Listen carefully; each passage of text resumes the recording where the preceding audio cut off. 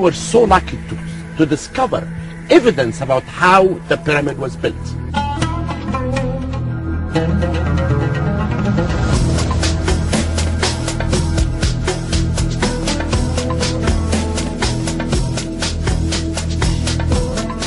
The words of the stone and the gaze of the sky, the history of the kings.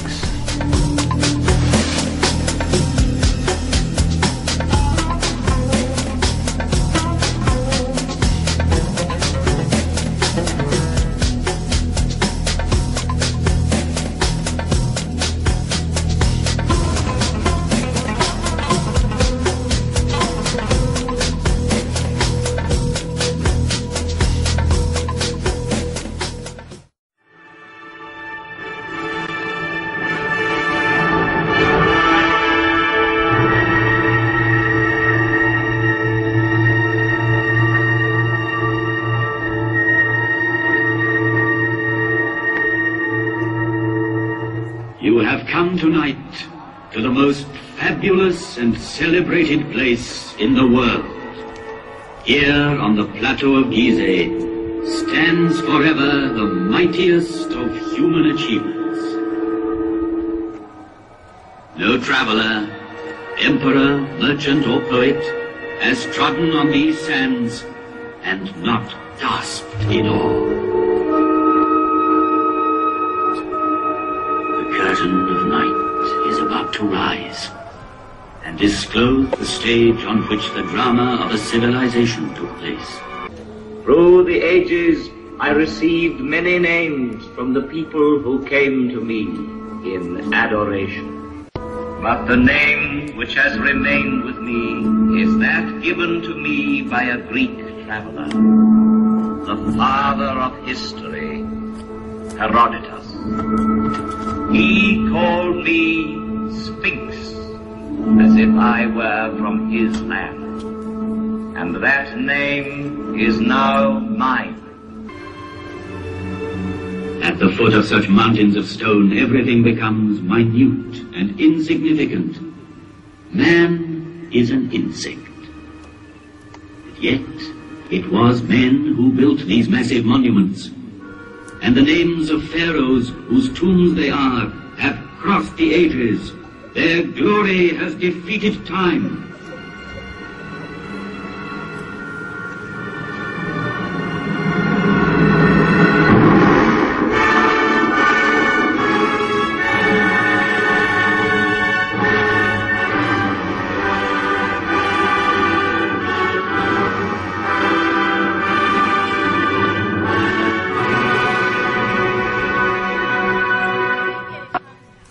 This is the tomb of Khafre, pharaoh of the 4th dynasty, 4,500 years ago. Here is the great pyramid which he built to defend himself against death. 455 feet high. He achieved the building of the highest monument then known to man. The area it covers is vast enough to hold St. Peter's Cathedral in Rome, the cathedrals of Florence and Milan, Westminster Abbey and St. Paul's. 3 million blocks of stone, some of them weighing 30 tons, were assembled by Cheops' faithful workmen to achieve this fabulous construction. At the center of it, the pharaoh planned his inner chamber, where his mummy was to lie in splendor for eternity. The Pyramid of Khafre. It too bears an inscription, "Khafre is great." Yet, out of respect for his father Cheops, Khafre built his pyramid on a slightly smaller scale. The face of Khafre has come down to us sculpted in green diorite streaked with white, a rare stone he brought back from an expedition. Here he is, close to us, in the guise of the Sphinx, carved in rock near his tomb.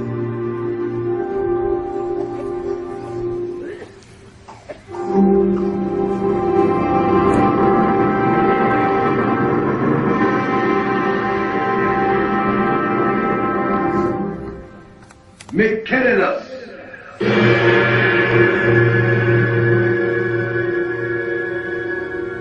A third monumental tomb was soon to complete this immense funeral site of Gizeh and make it one of the wonders of the world. Though smaller, the Pyramid of Mycerinus is perhaps the most impressive for being the culminating point of a vast design. Having built it, the workmen climbed down from its granite flanks and laying on their tools, looked up with wonderment. Here 3 pharaohs reign, Cheops, Khephren, and Mycerinus. Sarcophagi may be empty, wrappings unwound, yet Cheops, Khephren, and Mycerinus still reign, bearing the double crown of Upper and Lower Egypt. They reign over their court, buried round. Of all ancient monuments, it is the pyramids which have always appealed most vividly to man's imagination. Considered from its top downwards, a pyramid is like the sun's rays bursting through a gap in the clouds. It commemorates the greatest victory of all, victory over death. It is the most perfect mansion, the strongest tent, whose great stone sides are both roof and wall, and so carefully sealed that the dream entrusted to it can live to the end of the world. The dream of immortality. To achieve this, embalmers prepared the body for 2 months, emptying it of all but its heart and kidneys.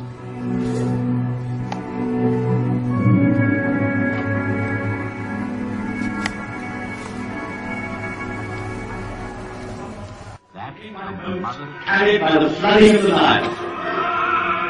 The movement of these great waters drove the farmers from their inundated fields to the plateau of Gizeh, where they joined the army of laborers and built. These stones were hauled singly on earth mounds, banked higher and higher as the edifice grew. Who built these monumental houses of the dead? And I, Khepren's faithful companion, saw the progress of dynasties and grave priests and the light steps of noble ladies whose diaphanous veils seemed to clothe them, yet not to touch them.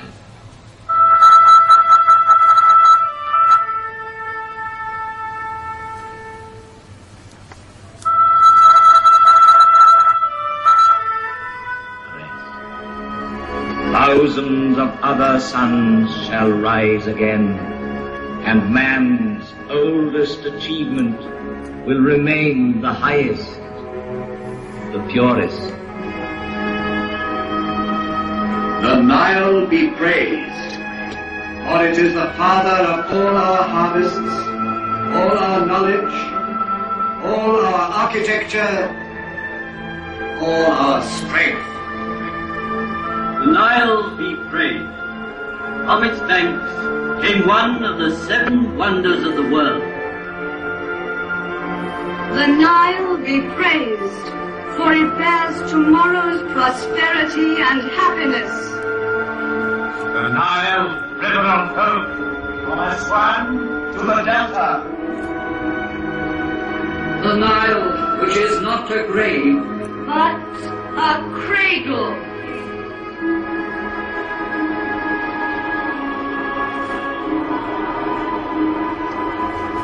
In the course of time, only human achievements crumble and fall. But the spirit which conceived these monuments cannot perish